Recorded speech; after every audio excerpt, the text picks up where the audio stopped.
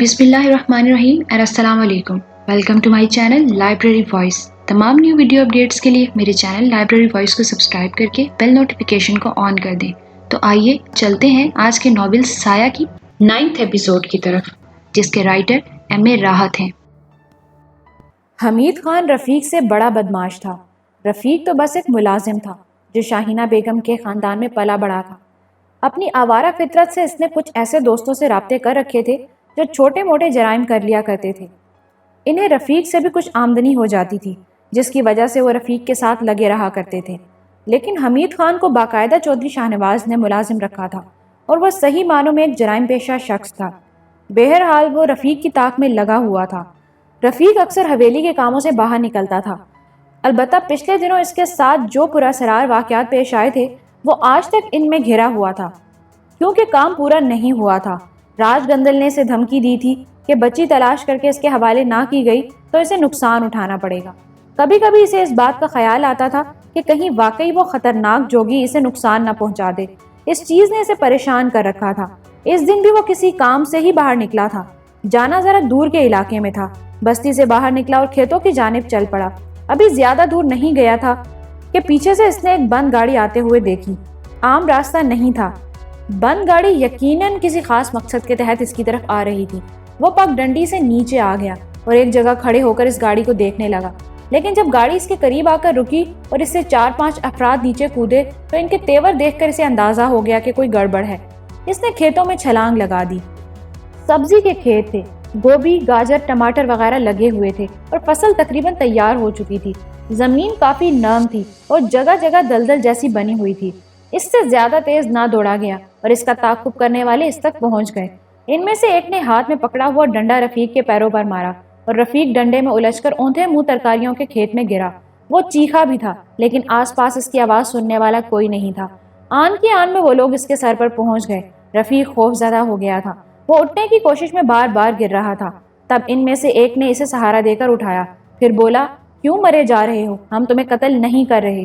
خود بھی گندے ہو گئے ہو اور ہمارے بھی کپڑے خراب کرو گے.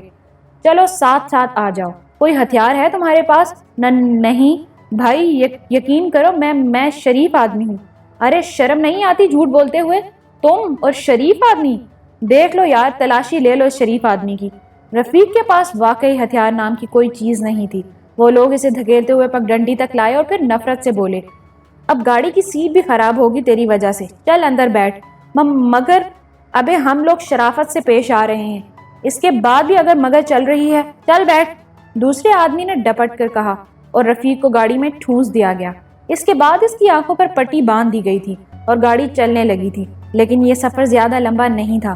رفیق رستوں کا کوئی اندازہ نہیں لگا سکا کہ وہ لوگ اسے کہاں لے کر آئے ہیں. اسے گاڑی سے اتارا گیا. پٹی بدستور اس کی آنکھوں پر بندھی ہوئی تھی اور کچھ دیر کے بعد اسے مختلف راستوں سے گزار کر ایک کمرے میں لایا گیا اور یہاں لا کر اس کی پٹی کھول دی گئی. وہ سہمی ہوئی نگاہوں سے کرب و جوار کے ماحول کا جائزہ لینے لگا. بس کمرہ تھا. فرنیچر نام کی کوئی چیز وہاں نہیں تھی. قالین بھی نہیں بچھا ہوا تھا. دیواریں بھی ننگی تھیں. ایک طرف ایک تخت پڑا ہوا تھا اور 2-3 لکڑی کی کرسیاں رکھی ہوئی تھیں. رفیق کو ان لوگوں نے تخت پر بٹھا دیا اور ان میں سے ایک نے کہا، بیٹھے رہنا اس تخت طاؤس پر. کوئی حرکت کرنے کی کوشش کی تو ٹانگوں سے شروع کریں گے اور اس کے بعد کیا کیا ہوگا یہ کچھ نہیں معلوم. رفیق خشک ہونٹوں پر زبان پھیر کر خاموش ہو گیا. اتنے کچے دل اور اتنی کچی طبیعت کا مالک نہیں تھا، لیکن ان دنوں اس پر جو کچھ گزر رہی تھی وہ زیادہ بری تھی. نہ جانے کب اسے یہ احساس ہونے لگا تھا کہ اس کے ساتھ کچھ ہو جائے گا.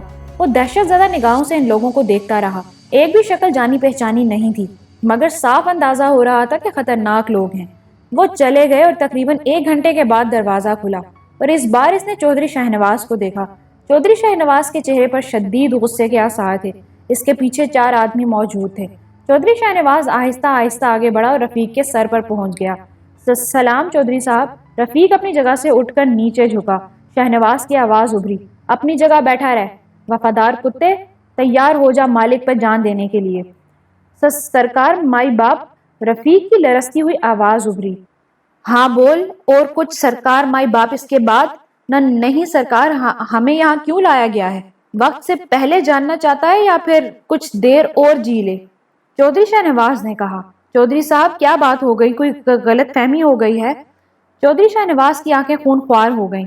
انہوں نے غرائے ہوئے لہجے میں کہا، تو موت کو قریب سے قریب تر لا رہا ہے، بچ بھی سکتی ہے تیری زندگی، مگر صرف ایک شرط پر، اور شرط یہ ہے کہ سچ بول۔ آپ کے سامنے جھوٹ کی ہمت نہیں کر سکتا جناب عالی۔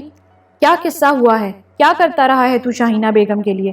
بول، بابا ادریس علی کو سبحان گلی سے اپنے ساتھ لے کر کیوں آیا تھا؟ کیوں بلایا تھا شاہینہ بیگم نے انہیں؟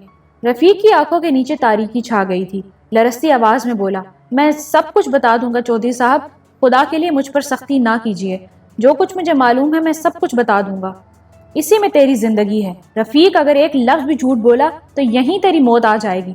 تو جانتا ہے میں کسی کے خلاف کچھ نہیں کرتا ہوں، اور اگر کرتا ہوں تو پھر آخری حد تک کرتا ہوں۔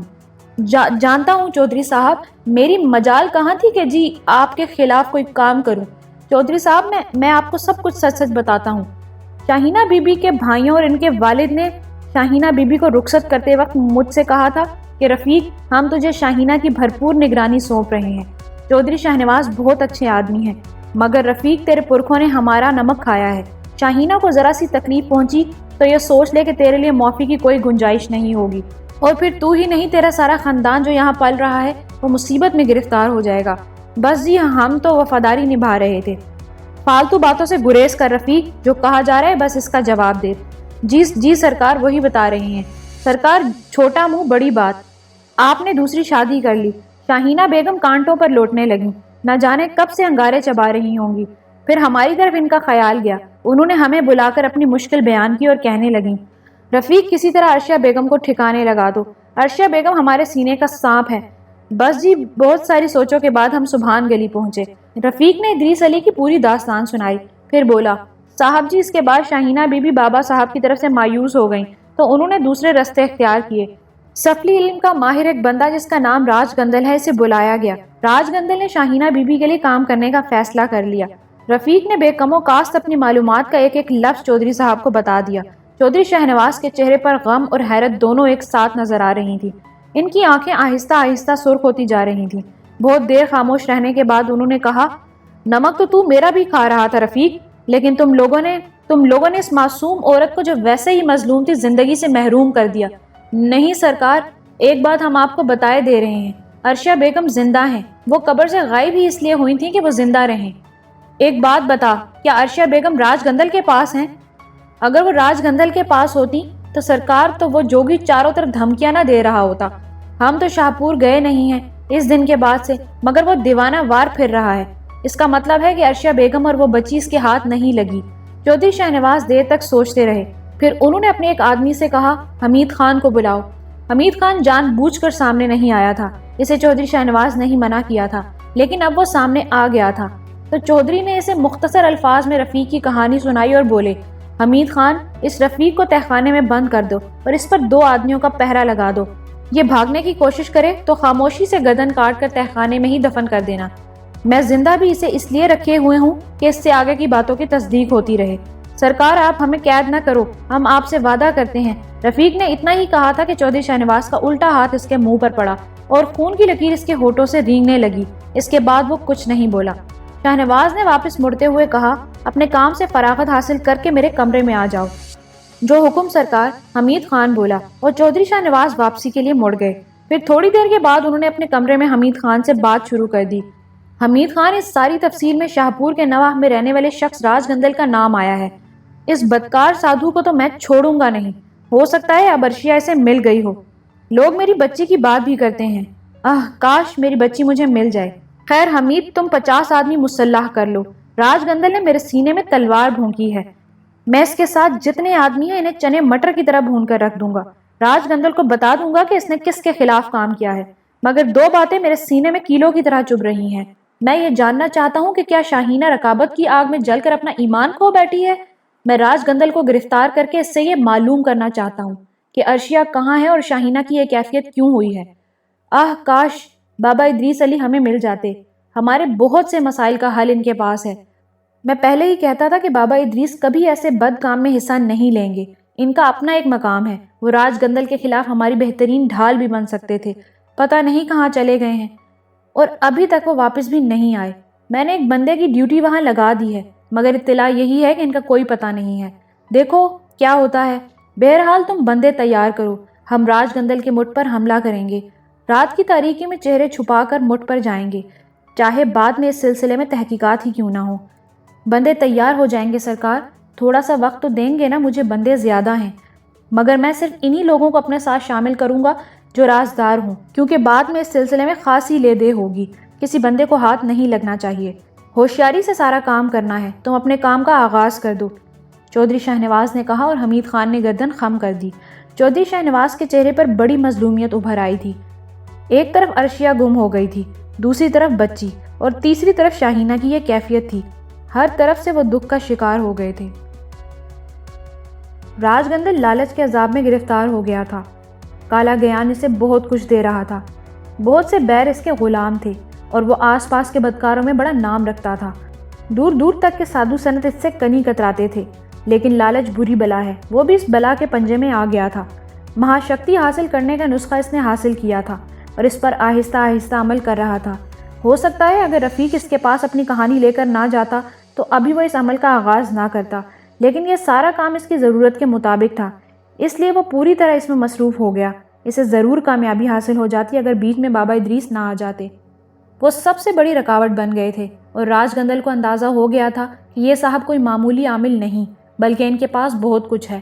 راج گندل کے پاس اب آخری سہارا وہ بچی تھی، اگر وہ اسے حاصل ہو جائے تو سب ٹھیک ہو سکتا تھا۔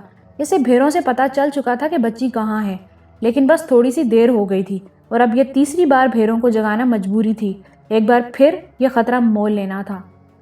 مٹھ سے دور وہ اب اپنے جاپ میں مصروف تھا، اور اس کے دل میں خوف کا بسیرا تھا۔ پھر اپنے جاپ کے آخری روز جب بھیرو جاگنے والا تھا، اچانک طوفان آ گیا۔ جو کچھ ہوا تھا اس کی توقع کے بالکل خلاف ہوا تھا۔ وہ لرزتے دل اور کانپتے بدن کے ساتھ اس طرف دیکھنے لگا جہاں بھونچال آیا ہوا تھا۔ خوفناک دھماکے ہو رہے تھے، اور اس کے ساتھ ہی چیخو پکار کی آوازیں ابھر رہی تھیں۔ راج گندل کی سمجھ میں کچھ نہیں آیا کہ یہ کیا ہو رہا ہے۔ وہ اپنے جاپ کے آخری مراحل سے گزر رہا تھا، اور کچھ ہی لمحوں بعد بھیروں جاگنے والا تھا۔ کیا یہ اس کی کوششوں کو ناکام بنانے کا کوئی عمل تھا؟ دوسرا خیال بابا ادریس کے بارے میں آیا کہ کہیں بابا ادریس نے چڑھائی نہ کرا دی ہو، کیونکہ راج گندل انہیں دھمکیاں دے کر آیا تھا، لیکن جو کچھ بھی ہوا تھا وہ ابھی بھی اپنا جاپ نہیں چھوڑ سکتا تھا، ورنہ دھری مار پڑ جاتی۔ بھیروں اسے کوئی بھی نقصان پہنچا سکتا تھا۔ گولیاں چلتی رہیں، بہت سی گولیاں اس کے آس پاس سے بھی گزریں، اور اس کے رونگٹے کھڑے ہو گئے تھے۔ کوئی بھی گولی اسے چاٹ سکتی تھی۔ اس نے اتنا کیا کہ زمین پر لیٹ گیا، مگر اپنا منتر جاری رکھا۔ پھر تھوڑی دیر کے بعد وقت پورا ہو گیا، بھیروں جاگا، اور اس کی بھیانک آوازیں ابھرنے لگیں۔ راج گندل نے کہا، بھیروں جو پتہ تو نے مجھے پہلے بتایا تھا وہ ٹھیک تھا، لیکن وہ وہاں سے جا چکی تھی۔ تیرے بغیر میں یہ معلوم نہیں کر سکتا کہ وہ وہاں سے کہاں گئی۔ میں نے ایک بار پھر تجھے کشٹ دیا ہے، مجھے بتا بھیروں کہ اب وہ کہاں ہے۔ نقشہ من میں اتار لے، بھیروں نے کہا، اور اس کے بعد دیر تک اس کی آواز گونجتی رہی۔ وہ راج گندل کو بچی کے نئے ٹھکانے کے بارے میں بتا رہا تھا، اور راج گندل اس کے بتائے ہوئے پتے کو من میں اتار رہا تھا۔ دوسری طرف گولیاں چلنا بند ہو گئی تھیں، لیکن ہاہاکار اب بھی سنائی دے رہی تھی۔ بہت سے لوگ ان گولیوں سے زخمی ہوئے تھے، اور بہت سے مر بھی چکے تھے۔ پھر اچانک ہی مٹھ کے آس پاس آگ بھڑک اٹھی۔ راج گندل خوف سے کپکپا رہا تھا، اور بھیروں کی آواز ابھر رہی تھی، تیسری بار تو نے مجھے جگایا ہے، اب اس کے بعد خبردار ایسی کوئی کوشش مت کرنا، ورنہ میں تجھے جلا کر بھسم کر دوں گا، تو بغیر چتا کے جل جائے گا، سمجھا؟ بھیروں کی آواز بند ہو گئی۔ راج گندل زمین پر پڑا کپکپا رہا تھا، اور اس کے منہ سے مدھم مدھم آوازیں نکل رہی تھیں۔ ہے مہاسابلی، ہے کلکتے کی کالی، مجھ سے ایسا کیا دوش ہو گیا کہ چاروں طرف میں کشٹ میں پڑ گیا؟ ایک طرف میرا گیان دھیان مٹی ہو گیا، اور دوسری طرف یہ مصیبت گلے آ پڑی۔ پتہ نہیں کیا ہوا ہے، اب کیا کروں؟ گولیاں چلنا بند ہو گئی تھیں۔ وہ خاموشی سے اپنی جگہ سے اٹھا اور کوئی ایسی جگہ تلاش کرنے لگا جہاں وہ چھپ کر بیٹھ جائے۔ مٹی کے ایک تودے کے پیچھے اسے ایک ایسی جگہ مل گئی جس کے آس پاس جھاڑیاں بھی تھیں، یہاں سے وہ اپنے مٹھ پر نگاہ بھی رکھ سکتا تھا۔ دیر تک وہ جلتی آگ کی روشنی میں سایوں کو ادھر ادھر بھاگتے دیکھتا رہا۔ اس کا ٹھکانہ تباہ ہو گیا تھا۔ کافی دیر گزر گئی، اور پھر اسے ایک سایہ سا ادھر آتا ہوا نظر آیا۔ سایہ اس جگہ رکا جہاں تھوڑی دیر پہلے راج گندل اپنا جاپ کر رہا تھا۔ یہاں رک کر وہ سایہ ادھر ادھر دیکھتا رہا۔ دوسری طرف مٹھ کے آس پاس آگ بجھ رہی تھی، اور دھوئیں کے بادل فضا میں بلند ہو رہے تھے۔ سایہ ادھر ادھر دیکھتا رہا، اور پھر اس کی آواز ابھری، گندل مہاراج، مہاگرو، کہاں ہو تم؟ کہاں ہو تم مہاراج؟ راج گندل نے کندن لال کی آواز پہچان لی۔ وہ ایک دم اپنی جگہ سے کھڑا ہو گیا اور چیخا، کندن لال ادھر آؤ۔ کندن لال روڑتا پیٹتا اس کے پاس پہنچ گیا۔ انرتھ ہو گیا مہاراج، انرتھ ہو گیا، سب کچھ بھسم ہو گیا۔ بہت سے ساتھی مارے گئے اور بہت سے زخمی ہو گئے، جو زندہ ہیں وہ ادھر ادھر بھاگ گئے، ڈیرے کو آگ لگا دی گئی۔ مہاراج بہت برا ہوا ہے، مگر وہ تھے کون؟ پتہ نہیں مہاراج، ہائے سب کچھ جلا کر خاک کر دیا سسروں نے، کچھ بھی باقی نہیں چھوڑا، گولیاں الگ چلائیں۔ مجھے تو یوں لگتا ہے جیسے یہ شاہپور کے مسلمانوں کا کوئی ایسا ٹولہ تھا جو آپ کا دشمن تھا۔ ان سب نے منہ پر ڈھاٹے باندھے ہوئے تھے۔ مہاراج ایک ایک کو مار مار کر ایک ہی بات پوچھ رہے تھے کہ راج گندل کہاں ہے؟ مہاراج وہ آپ کی تلاش میں آئے تھے اور سب کچھ تباہ کر کے چلے گئے۔ میں اپنے ساتھیوں کی موت برداشت نہیں کر سکتا۔ میرے بھی 3 گولیاں لگی ہیں، پر مجھے معلوم تھا کہ آپ یہاں جاپ کر رہے ہیں۔ میں کس مشکل سے ادھر آیا ہوں آپ سوچ بھی نہیں سکتے۔ جے ہو مہاراج کی، جے مہاسابلی۔ کندن لال زمین پر بیٹھ گیا۔ راج گندل نے اس سے کسی ہمدردی کا اظہار نہیں کیا، وہ اسے دیکھتا رہا تھا۔ کندن لال آہستہ آہستہ زمین پر لیٹ گیا اور تھوڑی دیر کے بعد وہ ساکت ہو گیا۔ راج گندل بدستور اسے دیکھتا رہا، پھر اس نے ایک ٹھنڈی سانس لی اور بولا، تیرے لیے اچھا تھا کہ تو بھی اس چتا میں جل جاتا۔ ٹھیک ہے، اگر مہاسابلی میری تباہی چاہتا ہے تو بھلا اسے کون روک سکتا ہے، پر میں جیون کی آخری سانس تک کوشش کرتا رہوں گا کہ مجھے مہاشکتی مل جائے۔ راج گندل وہاں سے آگے بڑھ گیا اور آہستہ آہستہ چلتا ہوا تاریکیوں میں روپوش ہو گیا۔ اس کے مٹھ سے 13 پجاریوں کی لاشیں ملی تھیں، کچھ زخمی بھی تھے اور باقی جو تھے بھاگ گئے تھے۔ راج گندل کا ڈیرا تباہ ہو گیا تھا۔ لوگوں اور پولیس کا یہی خیال تھا کہ راج گندل کے دشمنوں نے یہ کارروائی کی ہے۔ اصل بات کی ہوا کسی کو نہیں لگی تھی کہ چودھری شاہ نواز نے راج گندل سے عرشیہ کی گمشدگی کا انتقام لیا ہے۔ صوفیہ عجیب کشمکش کا شکار تھی۔ ماں باپ اسے مستقل تانے دیتے رہتے تھے۔ نذیر حسین کہتے، تف ہے تجھ پہ صوفیہ، آج کل کی لڑکیوں کو دیکھو، پر لگے ہوئے ہیں، آسمان میں پرواز کرنے کو تیار رہتی ہیں، مردوں کی برابری میں دیوانہ وار کام کر رہی ہیں۔ ایک تو ہے، اتنا سا کام ابھی تک نہیں کر پائی۔ میں نے کوئی اس کام کی تربیت لی ہے ابا؟ عجیب باتیں کرتے ہیں آپ نے مجھے ایک ایسے کام پر لگا دیا ہے جس کا مجھے کوئی تجربہ نہیں ہے۔ عجیب سی باتیں ہیں یہ ساری اماں، آپ بھی ابا کو منع نہیں کرتی۔ اب مجھے بتائیے کیا کروں میں؟ محمود علی جب بھی مجھ سے بات کرتے ہیں اور مجھے دیکھتے ہیں، ان کا انداز ایسا ہوتا ہے جیسے کوئی اپنے بچوں سے بات کرتا ہے۔ ایسی شکل میں آپ خود مجھے بتائیے کیا کروں میں؟ اے بی بی، جو کچھ کر رہے ہیں تمہارے ہی لیے کر رہے ہیں۔ وعدہ کرتے ہیں تم سے کہ اگر تم اپنے مقصد میں کامیاب ہو گئیں تو پھوٹی کوڑی نہیں مانگیں گے تم سے۔ یہ مت سوچنا کہ ہم اپنا بڑھاپا سنوار رہے ہیں تمہارے ذریعے۔ لو، الزام لگا ڈالا ہم پر کہ ہم تمہیں برائی پر مجبور کر رہے ہیں۔ میرے ذہن میں تو ایک اور بات آ گئی ہے، رقیہ بیگم کچھ نہیں کر رہی ہے، یہ ہمیں بیوقوف بنا رہی ہے۔ مجھے نہیں آتا یہ سب کچھ، سمجھے آپ لوگ؟ تو بی بی پھر وہاں گھسے رہنے کی ضرورت کیا ہے؟ کیا عزت لٹواؤ گی ہماری ہیں؟ خبردار جو ایک قدم باہر نکالا، لعنت بھیجو جی، جو اس کی تقدیر میں ہے وہ ہو جائے گا، سڑتی رہے گی زندگی بھر۔ ہمارا کیا ہے، آج مرے کل دوسرا دن۔ ارے ایسے بات کر رہی ہے جیسے ہم پر احسان کر رہی ہو۔ ایک تو ہم نے اسے کھیلنے کا موقع دیا ہے، عزت دار لوگ ہیں، عزت دار لوگ کوئی ایسا کرتے ہیں؟ مگر کیا کریں، ماں باپ اولاد کے لیے ہی مرتے ہیں۔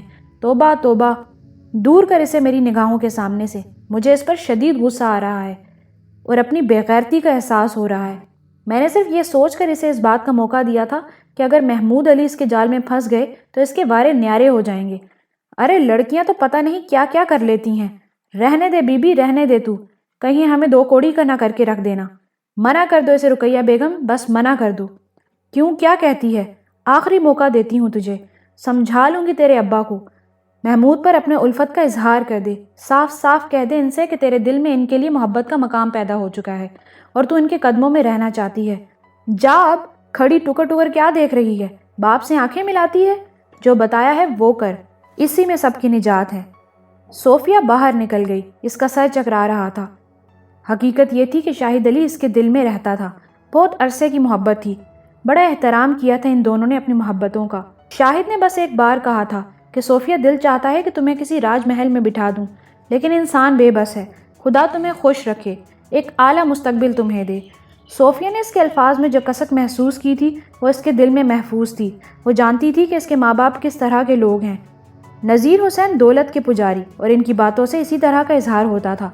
اکثر کہتے تھے کہ صوفیہ اگر تو لڑکا ہوتا تو ہمارے سارے دل ادھر دور ہو جاتے، مگر تو ہماری کالی تقدیر سے منسلک ہے۔ صوفیہ باہر نکل آئی اور ایک گوشے میں بیٹھ کر ماں باپ کے بارے میں سوچنے لگی۔ بہرحال اپنے ماں باپ کو چاہتی بھی تھی، بے شک ان کا یہ مطالبہ بہت انوکھا تھا، اور وہ سوچتی تھی کہ کسی طرح بھی ایک عزت دار عمل نہیں ہے، ہمیشہ ہی ماں باپ کی رضا کے سامنے سر جھکاتی رہی تھی۔ وہ اپنی جگہ سے اٹھی اور اندرونی حویلی کی جانب چل پڑی۔ محمود علی اپنے کمرے میں کسی کام سے بیٹھے ہوئے تھے۔ صوفیہ اکثر ان کے کام کر دیا کرتی تھی۔ جیسے ہی وہ اندر داخل ہوئی تو انہوں نے کہا، واہ صوفیہ، اس وقت تو تم فرشتہ بن کر آئی ہو میرے پاس، آؤ تھوڑا سا میرے ساتھ کام کرو۔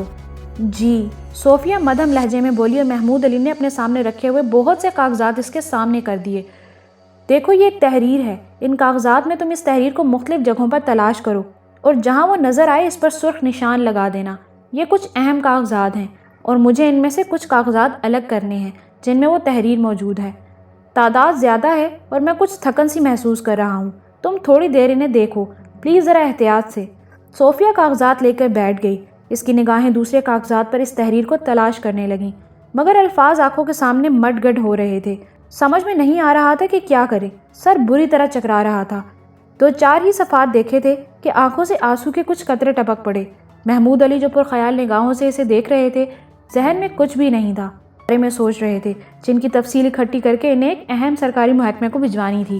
صوفیہ پر نگاہ پڑی تو چونک پڑے، آنسوؤں کے قطرے کاغذ پر ٹپک گئے تھے اور صوفیہ گھبرا کر انہیں اپنے دوپٹے کے آنچل سے صاف کر رہی تھی۔ محمود علی حیرت سے سیدھے ہو گئے۔ اسی وقت پیچھے سے ذکیہ بیگم بھی آ گئیں۔ سبوہی ان کی گود میں تھی۔ محمود علی جو حیرانی سے صوفیہ کو دیکھ رہے تھے جلدی سے بولے، صوفیہ کیوں رو رہی ہو، کوئی تکلیف ہے؟ صوفیہ نے دوپٹہ آنکھوں پر رکھ لیا۔ نہیں، میں رو نہیں رہی، بس ایسے ہی ذرا آنکھوں میں دھندلاہٹ آ گئی تھی۔ دوپٹہ ہٹاؤ، محمود علی پرروب لہجے میں بولے۔ ذکیہ بیگم آگے بڑھیں اور انہوں نے دوپٹہ صوفیہ کے چہرے سے ہٹا دیا۔ صوفیہ بلک بلک کر رو پڑی تھی۔ ذکیہ بیگم اور محمود علی کے دل میں ہمدردی کا ایک طوفان امڈا۔ انہوں نے اس وقت نوٹس نہیں کیا تھا کہ سبوہی مسکراتی نگاہوں سے صوفیہ کو دیکھ رہی ہے۔ دونوں صوفیہ کو چپ کرانے کی کوشش میں مصروف ہو گئے اور اسے طرح طرح سے دلاسے دینے لگے۔ بمشکل صوفیہ کی ہچکیاں رکی تھیں۔ دیکھو صوفیہ، تم جانتی ہو کہ ہم لوگ تم سے کتنی محبت کرتے ہیں اور تمہیں اپنا سمجھتے ہیں۔ تم مجھے اپنے رونے کی وجہ بتاؤ، بات چاہے کچھ بھی ہو، میں وعدہ کرتی ہوں کہ تمہاری ہر بات اپنے دل میں رکھوں گی۔ والدین نے کچھ کہا ہے یا کسی اور نے؟ بتا دو۔ دیکھو صوفیہ، اگر تم نے زبان نہ کھولی تو میں بتا رہی ہوں، صوفیہ کے منہ سے نکلا۔ اسے یوں لگا جیسے یہ الفاظ اس نے اپنے منہ سے ادا نہ کیے ہوں، بلکہ اس کی زبان خود بخود کھل گئی۔ بیٹھو، ہاں آرام سے بیٹھ جاؤ، میں پانی منگواتی ہوں تمہارے لیے۔ نہیں، پہلے آپ مجھ سے سن لیجئے کہ میں کیوں رو رہی ہوں۔ ہاں بتاؤ بتاؤ۔ ہاں، اس حویلی میں بہت سے ایسے لوگ ہیں جو آپ کی دولت پر نگاہ رکھتے ہیں۔ ان کی خواہش ہے کہ وہ آپ کی قربت حاصل کر کے کسی نہ کسی طرح آپ کی دولت پر قبضہ جما لیں۔ میرے ماں باپ بھی ایسے ہی لوگ ہیں۔ میں نہیں جانتی کہ دوسرے لوگ آپ کے بارے میں کیا سوچ رہے ہیں، لیکن ابا اور اماں کا خیال ہے کہ میں محمود علی صاحب سے روابط بڑھاؤں، ان کی قربت حاصل کروں اور یہ کوشش کروں کہ محمود علی صاحب ذکیہ بیگم کو چھوڑ دیں۔ تب میرے والدین میرا ان سے نکاح کرا دیں گے اور اس طرح وہ محمود علی صاحب کی دولت کے حقدار بن جائیں گے اور میرے ذریعے یہاں عیش کریں گے۔ میں یہ سب کچھ نہیں چاہتی، مجھے برا بھلا کہا جاتا ہے، تانے دیے جاتے ہیں۔ میں اپنے کالج کے ایک لڑکے سے محبت کرتی ہوں، اس سے شادی کرنا چاہتی ہوں۔ میں آپ کی دولت کا ایک پیسہ بھی نہیں چاہتی، مگر وہ لوگ مجھے ہر وقت اس پر آمادہ کرتے ہیں۔ میں تنگ آ چکی ہوں ان حالات سے۔ میں صوفیہ کی زبان بند ہو گئی۔ اس نے دہشت زدہ نگاہوں سے محمود علی اور ذکیہ بیگم کو دیکھا اور پھر اس کے بدن کے رونگٹے کھڑے ہو گئے۔ اسے احساس ہوا کہ یہ کیا کہہ دیا اس نے، لیکن یہ سب کچھ کہنے میں اس کے ارادوں کا کوئی دخل نہیں تھا۔ نہ جانے کس نے اسے اس بات پر مجبور کر دیا تھا کہ وہ اپنی زبان کھول دے۔ وہ ہکا بکا رہ گئی تھی اور پھٹی پھٹی آنکھوں سے چاروں طرف دیکھ رہی تھی۔ ذکیہ بیگم کے چہرے پر پہلے تو غصے کے آثار نظر آئے، پھر انہوں نے محمود علی کا چہرہ دیکھا اور محمود علی ہنس پڑے۔ لیجئے ذکیہ بیگم، آپ کو ہم سے جدا کرنے کی کارروائی بھی ہونے لگی۔ ذکیہ بیگم نے محمود علی کو دیکھا اور جذباتی ہو کر ان کے قریب آ گئیں۔ مجھے آپ پر بھروسہ ہے، پورا بھروسہ۔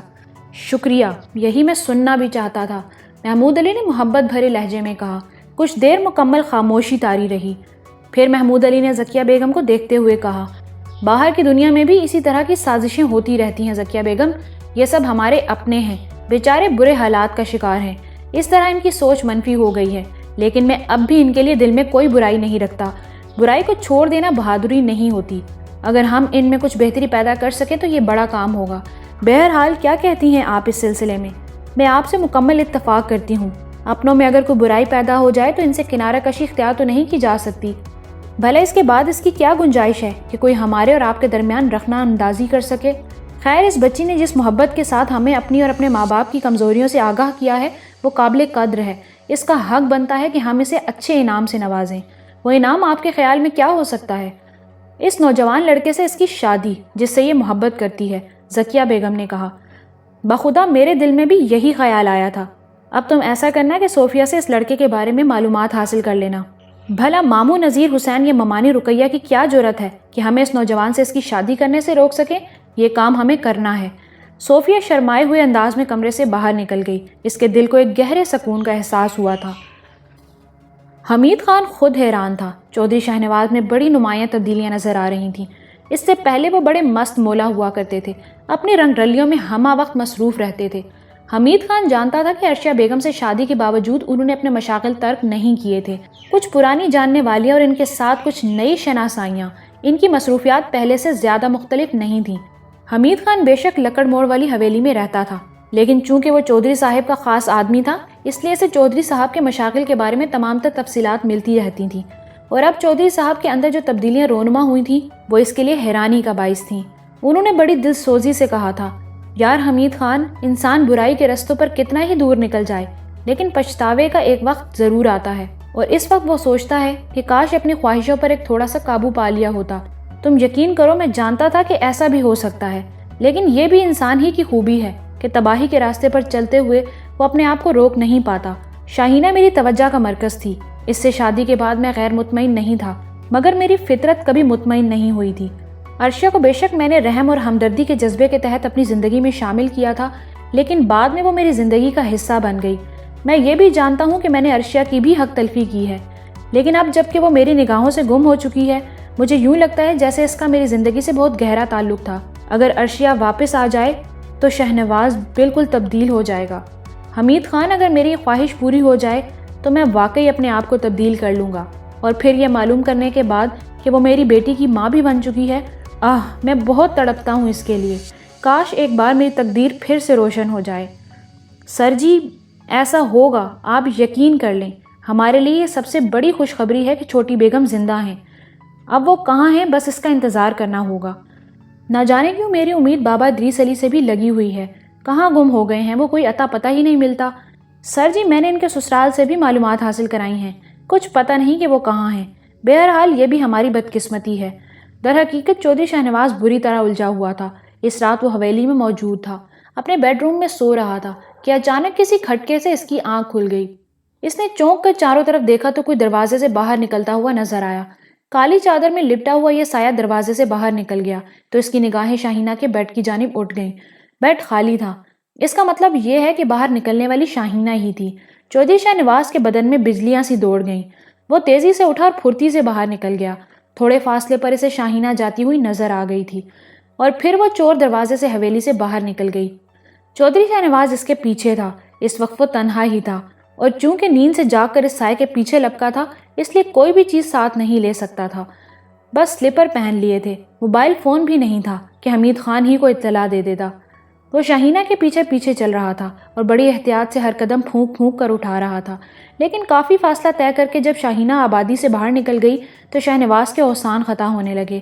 ایک بار تو دل چاہا کہ آگے جا کر شاہینہ کو پکڑ لے اور اس کی اچھی خاصی مرمت کر ڈالے، لیکن پھر اس نے سوچا کہ دیکھو تو صحیح کہ آخر شاہینہ جا کہاں رہی ہے۔ طویل فاصلہ طے کر کے چودھری شاہنواز تھک گیا۔ بھلا اسے پیدل چلنے کی عادت کہاں تھی، مگر شاہینہ کے انداز میں کسی طرح کی تھکن نظر نہیں آ رہی تھی۔ چودھری شاہنواز کو چکر سے آنے لگے، لیکن وہ گرتے پڑتے قدموں سے شاہینہ کا تعاقب کرتا رہا۔ پھر بہت دور اسے وہ کھنڈر نظر آ گیا جس کی طرف شاہینہ کا رخ تھا، اور اس کے بدن میں سرد لہریں دوڑنے لگیں، لیکن اس وقت اس کی کیفیت عجیب و غریب تھی۔ خوف کے ساتھ شدید غصہ بھی تھا۔ نہ جانے کیوں اسے یوں لگا تھا کہ جیسے شاہینہ کے کردار میں کچھ سکم پیدا ہو گیا ہے۔ شاہینہ کھنڈر میں داخل ہو گئی اور مختلف راستے طے کرتی ہوئی ایک جگہ رک گئی۔ اس نے کالی چادر اتار کر ایک طرف رکھی اور پھر اس پتھر کی کالی سل کے سامنے بیٹھ گئی۔ اس کا انداز عقیدت مندوں جیسا تھا۔ پھر دونوں ہاتھ سامنے رکھ کر اس نے سر جھکایا۔ 3-4 مرتبہ اسی طرح کیا۔ اس کے بعد اس کی آواز ابھری، ہے مہا سابلی، میرے من کو شانتی دے، میرا من بے کل ہے، مجھے منجھدار میں چھوڑ دیا گیا ہے۔ ایک طرف میرے من میں تیری آگ جلا دی گئی ہے تو دوسری طرف اس کے بعد کچھ نہیں بتایا گیا کہ مجھے کیا کرنا ہے۔ کالی دیوی، میری ساہنا کر، میرا من شانت کر دے۔ میں نے جو کچھ چاہا تھا وہ بھی مجھے نہیں ملا۔ میں اپنے پتی کو چاہتی تھی، اور جب دوسری عورت نے اس پر قبضہ جما لیا تو میں بے کل ہو گئی۔ مہاسابلی مجھے شانتی دو، میں اپنا سب کچھ تم پر وار دوں گی، مجھے شانتی دو۔ یہ الفاظ رات کی تاریکی اور خاموشی میں گونج رہے تھے اور چودھری شاہنواز انہیں سن رہا تھا۔ پتھر کی کالی سل میں کوئی تحریک پیدا نہ ہوئی، بہت دیر تک وہ اس کے سامنے رہی۔ چودھری شاہنواز کے دل میں عجیب و غریب خیالات اٹھ رہے تھے۔ شاہینہ کا پورا ماضی اس کی نگاہوں کے سامنے تھا۔ ایک اچھے خاندان سے اس کا تعلق تھا، اس میں کوئی شک نہیں تھا کہ وہ مزاج کی تھوڑی سی تلخ تھی، اور بار بار چودھری شاہنواز سے اس کی جھڑپیں بھی ہو چکی تھیں، لیکن اس کا دین دھرم خراب نہیں تھا۔ اچھے خاصے مسلمان گھرانے سے تعلق رکھتی تھی، لیکن اب جو بکواس وہ کر رہی تھی وہ بہت عجیب تھی۔ بہت دیر تک وہ سجدے میں پڑی رہی، پھر اس کے بعد اٹھی اور اپنی چادر اوڑھ کر واپس چل پڑی۔ چودھری شاہنواز خود بھی جلدی سے کھڑا ہو گیا تھا۔ شاہینہ ایک پراسرار سائے کی مانند واپس جا رہی تھی۔ چودھری شاہنواز کے ہوش و حواس گم تھے۔ دوبارہ اتنا لمبا سفر طے کر کے حویلی واپس جانے کے تصور ہی نے اسے نڈھال کر دیا تھا۔ خوفناک جنگل اور ہو کا عالم، کہیں رک بھی نہیں سکتا تھا۔ اس قدر دلیر نہیں تھا کہ جنگل میں کہیں رک جاتا، جبکہ وہ دیکھ رہا تھا کہ شاہینہ نپے تلے قدموں سے واپسی کا سفر طے کر رہی ہے، یہاں تک کہ وہ یہ لمبا سفر طے کر کے حویلی پہنچ گئی اور پھر اسی چور دروازے سے اندر داخل ہو گئی۔ چودھری شاہنواز بھی اس کے پیچھے تھا اور اس وقت اس پر غشی سی طاری ہو رہی تھی۔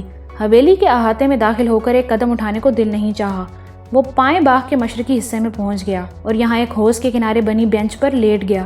اس کا پورا بدن پھوڑے کی طرح دکھ رہا تھا، سانس دھوکنی بنا ہوا تھا۔ ٹھنڈی ٹھنڈی ہوا کے جھونکوں نے فرحت کا احساس دلایا اور غشی کی کیفیت آہستہ آہستہ ختم ہونے لگی۔ شاہینہ یقیناً بیڈ روم میں پہنچ گئی ہوگی۔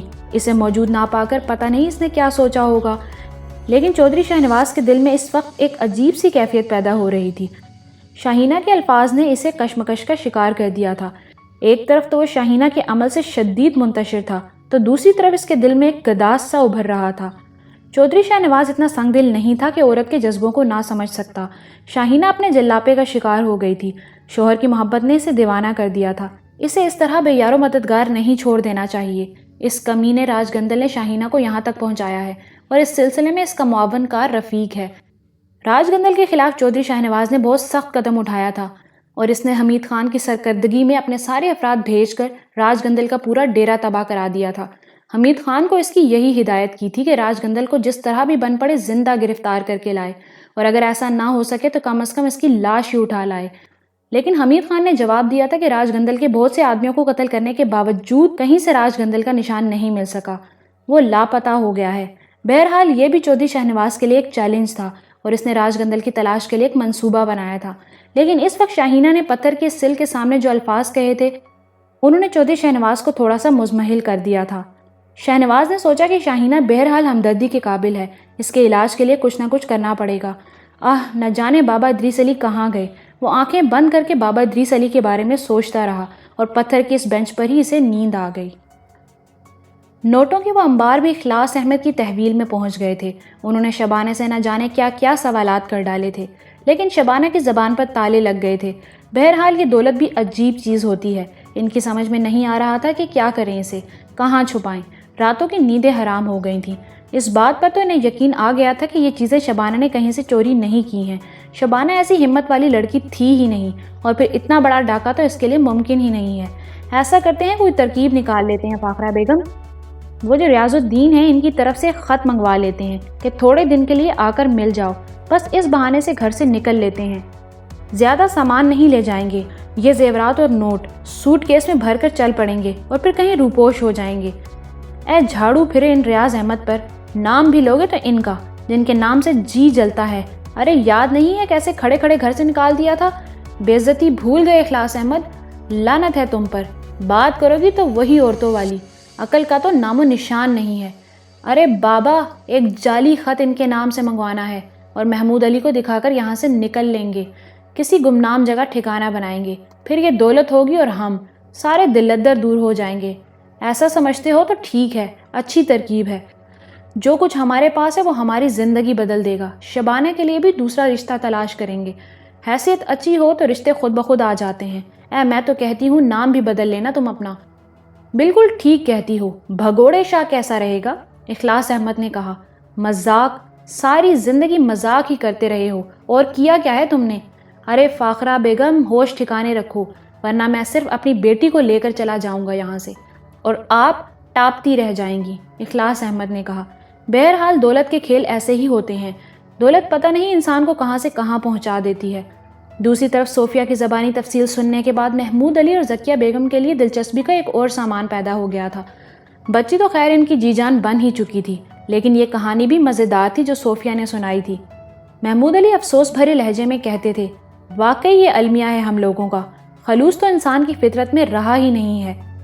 اب دیکھو ہم لوگوں نے ان لوگوں کو اپنا سمجھ کر یہاں رکھا اور اب یہی لوگ ہم سے ہی دشمنی پہ آمادہ ہو گئے ہیں۔ بہرحال صوفیہ ایک اچھی لڑکی ہے اور کسی اچھی لڑکی کے لیے کچھ کرنے کا جذبہ برا نہیں ہے۔ میں سمجھتا ہوں صوفیہ کے لیے ہمیں کام شروع کر دینا چاہیے، اور ایسا ہی ہوا۔ محمود علی نے خاص طور سے نذیر حسین کے کمرے میں جا کر ان سے ملاقات کی۔ محمود علی کو دیکھ کر نذیر حسین ششد رہ گئے تھے، پھر ان کے دل میں طرح طرح کے دل خوش کن خیالات ابھرنے لگے۔ محمود علی کی آمد نے یہ احساس دل میں پیدا کر دیا تھا کہ شاید صوفیہ کا کوئی تیر نشانے پر بیٹھ گیا اور محمود علی اپنے بارے میں بات کرنے آئے ہیں۔ لیکن جب ان کے پیچھے پیچھے چند ہی لمحوں کے بعد ذکیہ بیگم بھی اندر داخل ہوئیں تو نذیر حسین اور رقیہ بیگم مرجھا گئے، پھر بھی پذیرائی کرتے ہوئے بولے، ارے محمود بھائی تم نے کیوں تکلیف کی؟ ویسے تو یہ تمہاری سعادت مندی ہے کہ ذرا بھی تکلف نہیں کرتے کسی مسئلے میں، بڑی خوشی ہو رہی ہے۔ ظاہر ہے آپ میرے اپنے ہیں اور میری زندگی میں آپ لوگوں کے سوا اور رکھا ہی کیا ہے۔ ماموں صاحب میں صوفیہ کی شادی کر دینا چاہتا ہوں، آپ مجھے اجازت دیجیے کہ میں اس کے لیے کوئی مناسب لڑکا تلاش کر لوں۔ اور ایک بات میں خاص طور سے آپ سے عرض کرنا چاہتا ہوں، صوفیہ میرے لیے بہنوں کی حیثیت رکھتی ہے۔ اس کی شادی کے تمام اخراجات کے ساتھ لڑکے کا انتخاب میں خود کرنا چاہتا ہوں، کیا آپ مجھے اختیار دیں گے؟ دھماکے پر دھماکے ہو رہے تھے۔ نذیر حسین تو کچھ اور ہی سمجھے تھے، یہاں بات بالکل مختلف نکلی تھی، اور جس طرح اعتماد کے ساتھ محمود علی نے کہا تھا کہ صوفیہ ان کے لیے بہن کی حیثیت رکھتی ہے، تو پھر کوئی گنجائش ہی باقی نہیں رہی تھی۔ وہ دنیا دار آدمی تھے اور دنیا کو اچھی طرح جانتے تھے۔ سر جھکا کر بولے، ٹھیک ہے محمود علی، یہ کوئی پوچھنے کی بات ہے؟ تم نے اس دل سوزی سے ہمارے بارے میں سوچا، ہمیں بھلا کیا اعتراض ہو سکتا ہے؟ اس طرح صوفیہ کا مسئلہ حل ہو گیا تھا، لیکن کوٹھی کے معاملات معمولی نہیں تھے۔ اب ایک اور پارٹی سامنے تھی۔ یہ رحمت علی، نادیہ خالہ اور شکیل تھے۔ شکیل کی بیوی سمینہ کا تو خیر اس سلسلے میں کوئی کردار نہیں تھا، وہ صرف شوہر کی ہاں میں ہاں ملا رہی تھی، اور شکیل کی بھی یہی خواہش تھی کہ جس طرح بھی ممکن ہو سکے اس کی اولاد محمود علی اور ذکیہ بیگم کی آغوش میں پہنچ جائے۔ رحمت علی نے تو خیر علم بغاوت بلند کر دیا تھا اور شکیل کو لعنت ملامت کی تھی، جس کے دل میں فاسد خیالات ابھر رہے تھے، لیکن شکیل نے ہار نہیں مانی تھی اور وہ کچھ کرنے کے چکر میں تھا۔ اس نے فیصلہ کیا تھا کہ بچی کو اغوا کر کے کہیں پہنچا دیا جائے، اور وہ منصوبہ بندی میں مصروف تھا۔ فطرتاً غلط قسم کا نوجوان تھا، آسان ذریعہ آمدنی کا متلاشی۔ چنانچہ اپنے 2-3 جرائم پیشہ دوستوں کی مدد سے اس نے منصوبہ مکمل کر لیا۔ اس کا ایک دوست اپنی ایک پرانی گاڑی لیے محمود علی کی کوٹھی سے کچھ فاصلے پر صبح سے شام تک کھڑا رہتا تھا، اور شکیل اس کی طاق میں تھا کہ کوئی موقع مل جائے تو وہ بچی کو اغوا کر کے لے آئے، اور آخر کار اسے موقع مل ہی گیا۔ دوپہر کا وقت تھا، نہ جانے کس کام سے شبانہ بچی کو لے کر باہر آئی تھی۔ بچی جاگ رہی تھی، شبانہ نے اسے درخت کی چھاؤں میں بٹھایا۔ شکیل تو پہلے ہی نگاہ رکھے ہوئے تھا، اس نے ادھر ادھر دیکھا اور آہستہ آہستہ بچی کی جانب بڑھنے لگا۔ اس کے دل میں آرزو تھی کہ شبانہ کسی کام سے ادھر ادھر ہو جائے، اور اس وقت تقدیر کچھ باور تھی کہ شبانہ نے بچی کے لیے تھوڑے فاصلے پر پھول توڑنے شروع کر دیے۔ شکیل نے فوراً ہی خطرہ مول لے لیا، وہ پھرتی سے آگے بڑھا اور اس نے بچی کو چیل کی طرح دبوچ لیا۔ پھر وہ برق رفتاری سے احاطے کی دیوار کی جانب بھاگا۔ بہت مشکل کام تھا، لیکن بہرحال وہ کسی نہ کسی طرح بچی کو دبوچ کر احاطے کی دیوار کود گیا، اور اس کے بعد دوڑتا ہوا اس کار تک پہنچ گیا جس کی ڈرائیونگ سیٹ پر اس کا دوست موجود تھا۔ فیض تم اسے لے کر 04 پہنچ جاؤ، میں ذرا گھر کے حالات پر نگاہ رکھتا ہوں، میرا گھر سے غائب ہونا مناسب نہیں ہوگا، ذرا احتیاط رکھنا، جیسے ہی موقع ملا میں تم سے ملوں گا۔ یہ کہہ کر وہ واپس کوٹھی میں آ گیا۔ اس کی تقدیر اچھی تھی کہ شبانہ اس کو نہیں دیکھ پائی تھی، البتہ جب وہ واپس پلٹی تو اس نے بچی کو غائب پایا۔ پہلے تو وہ یہ سوچتی رہی کہ بچی شاید خود ہی کہیں آگے بڑھ گئی ہے، لیکن پھر اس کے دل میں خوف نے بسیرا کر لیا اور وہ وحشت زدہ انداز میں چاروں طرف دوڑنے لگی۔ وہ چیخ چیخ کر سبوہی کو آواز دے رہی تھی، لیکن سبوہی کا کہیں پتہ نہیں تھا۔ جب اس نے یہ خبر اندر کوٹھی میں پہنچائی تو کوٹھی میں کوہرام مچ گیا تھا۔ راج گندل ویرانوں میں مارا مارا پھر رہا تھا، اس کا سب کچھ تباہ ہو چکا تھا، زندگی میں عیش کیے تھے، لیکن اب برے حالات کا شکار تھا۔ اسے اس بات کا علم ہو چکا تھا کہ چودھری شہنواز نے اس کے ڈیرے کو جڑ سے اکھاڑ کر پھینکا ہے، اور اب کوئی ساتھی بھی نہیں رہا، لیکن اگر مہا سابلی کا سہارا مل جائے تو سب کچھ ہو سکتا ہے۔ کافی دن تک تو وہ دیوانوں کی طرح مارا مارا پھرتا رہا، پھر ایک ایسے علاقے میں پہنچ گیا جو آبادیوں سے کافی دور تھا۔ یہاں ایک جھرنا پہاڑوں کی بلندیوں سے نیچے گر رہا تھا۔ اس سے ایک شفاف ندی بن گئی تھی، لیکن اس کے آس پاس نہ جانے کس طرح ترکاریاں اگائی تھیں، اور مٹر کی بیلیں اور ایسی ہی دوسری قابل استعمال ترکاریاں موجود تھیں۔ راج گندل نے اس جگہ کو اپنا ٹھکانہ بنایا اور یہاں اپنا وقت گزارنے لگا۔ کافی دن دیوانگی ختم ہونے میں لگے۔ جو کھو گیا تھا اس کے سلسلے میں سے دلی ملال تھا، لیکن اس سلسلے میں وہ چودھری شاہنواز سے زیادہ بابا ادریس علی کو ذمہ دار سمجھتا تھا، اور اکثر اس کے ہونٹوں سے بڑبڑاہٹیں نکل جاتی تھیں۔ مہاکالی کی سوگند، اگر کبھی مہاسابلی نے مجھے شکتی دے دی تو بابا ادریس میں تیرا اور تیرے پورے پریوار کا وہ حال کروں گا کہ سنسار تیرا نام لے لے کے روئے گا۔ مہاسابلی، وہ میرا ہی نہیں تیرا بھی بیری ہے۔ میری سہایتا کر کہ میں اپنے اور تیرے بیری کو نشٹ کر دوں۔ کافی عرصہ اسے اپنی کیفیت بحال کرنے میں لگا، اور پھر اس کا ذہن رفتہ رفتہ اعتدال پر آنے لگا۔ تب اس نے اپنے ماضی کے بارے میں سوچا۔ وہ کوئی معمولی انسان نہیں رہا تھا۔ محنت کر کے اس نے بہت سے منتر حاصل کیے تھے۔ مہاشکتی مان بننے کے لیے جب اس نے کاروائیوں کا آغاز کیا تھا تو ماضی کی بے شمار باتیں بھول گیا تھا۔ اس کے بعد جب اسے ایک مسلمان بچی کو حاصل کرنے کا موقع ملا تو اس نے اپنی تمام تر صلاحیتیں اس طرف منتقل کر دیں اور بہت سے منتر اس بڑے جاپ کے لیے دان کر دیے۔ لیکن اب رفتہ رفتہ اسے سب کچھ یاد آتا جا رہا تھا۔ پھر اسے ایک ایسا منتر یاد آ گیا جس کا جاپ کر کے وہ کالی سے ہم کلام ہو سکتا تھا۔ اب تک تو اس نے صرف مہاسابلی کے جاپ کیے تھے اور انہی سے کام لیتا رہا تھا، لیکن اب اس نے سوچا کہ کالی بھی تو اس کی ماں ہے، کالے علم کی ماں، اور اس نے 2-3 دن آرام کرنے کے بعد کالی کا جاپ شروع کر دیا۔ سبز تر و تازہ ترکاریاں اور جھرنے کا پانی اس کے لیے بہت اچھا تھا۔ کالی کے جاپ کا آغاز ہو گیا۔ اس نے دن رات اپنے آپ کو اس منتر کے لیے وقف کر دیا۔ یہاں تک کہ جاپ پورا ہو گیا تو اس نے کالی دیوی کو دیکھا جو اپنے کالے وجود اور لال زبان کے ساتھ اپنے بے شمار ہاتھ نچاتی ہوئی اس کے سامنے پہنچ گئی تھی۔ جے مہاکالی، تیرا داس جن مصیبتوں کا شکار ہے تو اس سے بے خبر نہیں ہوگی۔ میں نے مہاسابلی کے حکم پر جو کچھ شروع کیا تھا وہ پورا نہیں ہو سکا اور اب میں ان جنگلوں میں بھٹک رہا ہوں۔ میری سہایتا کر مہادیوی، میری سہایتا کر۔ کالے کلوٹے کالی کے داس، جو کچھ کھو چکا ہے تجھے وہ دوبارہ حاصل نہیں ہو سکتا۔ ہاں، تو نے اب تک جو لوگوں کو نقصان پہنچایا ہے اس کا حساب کتاب کرتے ہوئے تیرے ساتھ رعایت کی جا سکتی ہے۔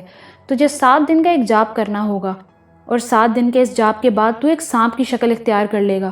تیری ساری قوتیں صف ایک سانپ کی ہوں گی اور تو بے شک اپنے مرکز کو تلاش کر لے گا، لیکن اسے حاصل کرنے کے بعد تجھے پھر ایک جاپ کرنا ہوگا جس سے تو منش بن سکتا ہے۔ لیکن ایک بات من میں رکھنا، ناگ بننے کے بعد تیری صرف ایک منوکامنا پوری ہوگی۔ جا، میں تجھے آشیرواد دیتی ہوں۔ کالی کا کالا وجود ایک شعلے کی شکل میں جھپکا اور فضا میں تحلیل ہو گیا۔ راج گندل پکارتا ہی رہ گیا، مہاکالی، میری ایک بات تو سن لے، میں تجھ سے ایک لیکن کالی کا وجود کب کا فضا میں تحلیل ہو چکا تھا۔ چودھری شاہنواز کی زندگی کا انداز ہی بدل گیا تھا۔ پہلے وہ ایک سنگ دل اور شفاق آدمی تھا، ہر چیز کو سرسری نگاہ سے دیکھتا تھا، کسی کی پرواہ نہیں کرتا تھا، لیکن ان واقعات نے اس کے اندر ایک گداز پیدا کر دیا تھا۔ اب اسے ارشیا کے ساتھ وہ بچی بھی یاد آتی تھی جو اس کی اپنی اولاد تھی، اور وہ اس کے بارے میں سوچتا تھا، نہ جانے کیسی شکل ہوگی اس کی، اگر اس کے پاس ہوتی تو وہ اس کے لیے کیا کیا کرتا، کس طرح اس کی پرورش کرتا، زندگی کا محور ہی بدل جاتا۔ نہ جانے کیسے کیسے خیالات چودھری شاہنواز کے سینے میں اٹھتے رہتے تھے۔ حالانکہ اب اس بات پر کوئی شک و شبے کی گنجائش نہیں رہی تھی کہ شاہینہ کی وجہ سے اس کی زندگی کا سب سے قیمتی سرمایہ برباد ہو گیا تھا، لیکن یہ دل میں پیدا ہو جانے والے گداز ہی کا نتیجہ تھا کہ اس نے شاہینہ کو معاف کر دیا تھا، ورنہ شاہینہ کی 2 درگت بنتی، وہ باعث عبرت ہوتی۔ لیکن اب چودھری شاہنواز نے ارشیا کی تلاش کے ساتھ ساتھ شاہینہ کے علاج کے لیے بھی کاوشیں شروع کر دی تھیں۔ راج گندل کے بارے میں اسے علم ہو چکا تھا کہ اس کی لاش نہیں ملی ہے، ہو سکتا ہے وہ کہیں بھاگ گیا ہو۔ یہ خیال بھی چودھری شاہنواز کے دل میں بار بار آتا تھا کہ ممکن ہے ارشیا راج گندل ہی کے قبضے میں ہو۔ چنانچہ اعلیٰ پیمانے پر راج گندل کی تلاش جاری تھی۔ غرض یہ کہ چودھری شاہنواز ان دنوں بڑی بے کسی کے دن گزار رہا تھا۔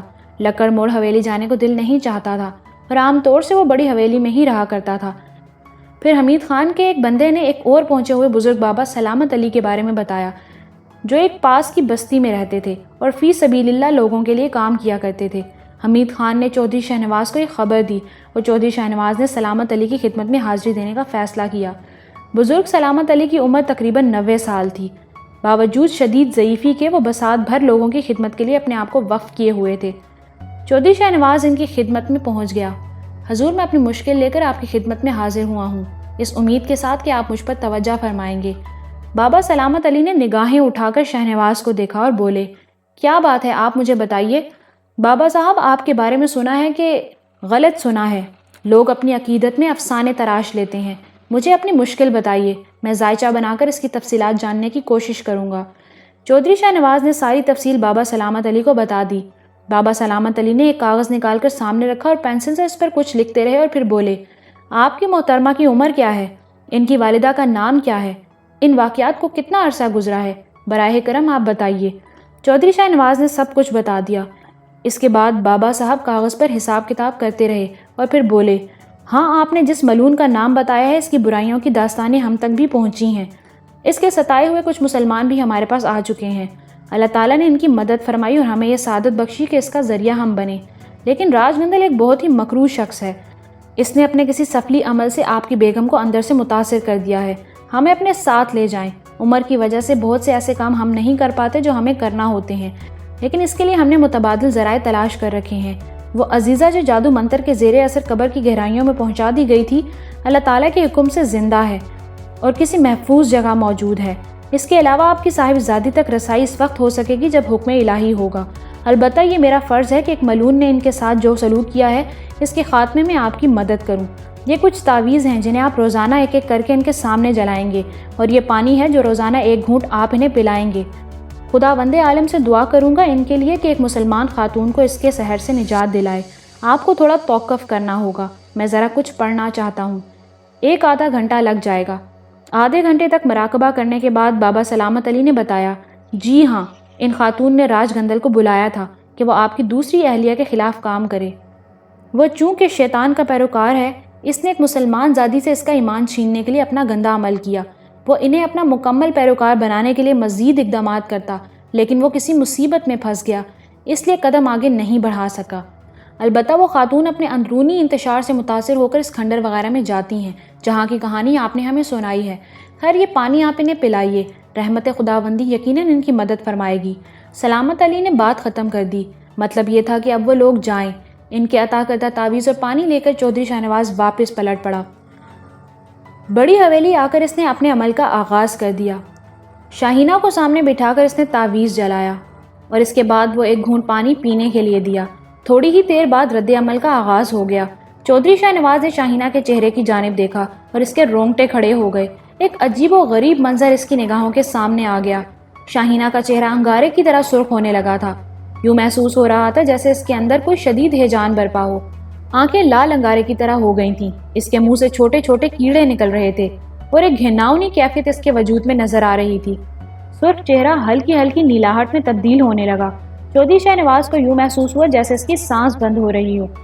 اس کے پورے بدن میں جھجھراہٹ پیدا ہو گئی۔ تھوڑی دیر تک یہ سلسلہ جاری رہا۔ اس کے بعد شاہینہ پر غشی سی طاری ہو گئی۔ چودھری شاہ نواز کی سمجھ میں کچھ نہیں آ رہا تھا کہ کیا کرے۔ چودھری شاہ نواز نہیں چاہتا تھا کہ گھر کے ملازمین کو تمام صورتحال معلوم ہو۔ اس سے جس طرح بھی بن پڑا شاہینہ کا بدن صاف کیا۔ پھر دوسرے تیسرے اور چوتھے دن بھی یہی عمل جاری رہا۔ چودھری شاہ نواز بڑی تندہی کے ساتھ یہ ساری کارروائی کر رہا تھا۔ پانچویں دن جب اس نے آخری تعویذ جلایا تو شاہینہ کی کیفیت ذرا معتدل ہوئی۔ اس دن اس کے منہ سے کیڑے نہیں نکلے تھے۔ ان 4-5 دنوں میں وہ بالکل نڈھال رہی تھی اور اس نے کسی سے کوئی بات بھی نہیں کی تھی، یہاں تک کہ چودھری شاہ نواز کے سوالات کا بھی جواب نہیں دیا تھا۔ البتہ وہ عجیب سی نگاہوں سے چودھری شاہ نواز کو دیکھنے لگی تھی۔ اس دن اس کی کیفیت خاصی بہتر ہوئی اور پھر شام کو اس کے منہ سے کچھ الفاظ نکلے، چودھری صاحب آپ۔ چودھری شاہ نواز نے اسے دیکھا اور بولا، کیسی ہے تمہاری طبیعت شاہینہ؟ آپ کے قدموں کی دھول ہوں چودھری صاحب، ٹھیک ہوں، آپ سے بہت سی باتیں کرنا چاہتی ہوں۔ چودھری شاہ نواز سوالیہ نگاہوں سے اسے دیکھنے لگا۔ شاہینہ تھوڑی دیر تک اسے دیکھتی رہی، پھر گردن جھکا کر بولی، مجھے معاف کر دیجئے چودھری صاحب، اللہ کے نام پر مجھے معاف کر دیجئے۔ کیا آپ یقین کریں گے کہ بہت عرصے کے بعد اللہ کا نام میرے ہونٹوں پر آیا ہے۔ چودھری صاحب بھٹک گئی تھی میں شاہینہ کی آواز آنسوؤں میں رنت گئی۔ چودھری شاہ نواز اسے ناخوشگوار انداز میں دیکھ رہا تھا۔